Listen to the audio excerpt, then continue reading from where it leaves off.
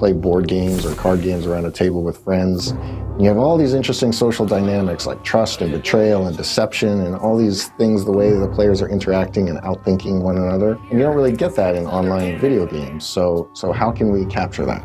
That led us to Werewolves Within, where you're villagers around a table and you're trying to figure out who the werewolves are, and you're sitting there.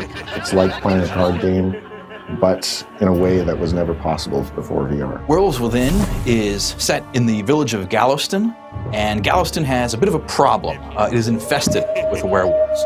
And so every night, the villagers get together to figure out who among them are these horrible werewolves acting with these vicious depredations, and they are trying to figure out who to condemn to their doom. There's things that VR replicates. For example, the whisper feature in our game, you could do that in real life, whisper to the person next to you. It really lets you bring that game table experience into VR, into this new technology. All of these social cues, these physical presence elements, these ambient movements that you make while you're at the table, reading your tells and your pantomimes and your giveaways, all of those translate almost perfectly into VR. And that was a perfect fit into the social deduction game that we eventually found ourselves making with Werewolves Within. Your friends have become other townsfolk villagers in this medieval village together, sitting around the table, seeing everybody's body language, talking to each other, playing these social deduction style games, and having a great time, whether you're around the world or next door. One of the features I really like to use in the game is the monologue feature, and most players stand up and they deliver a very heartfelt diatribe on why you shouldn't vote for them or why you should vote for this guy.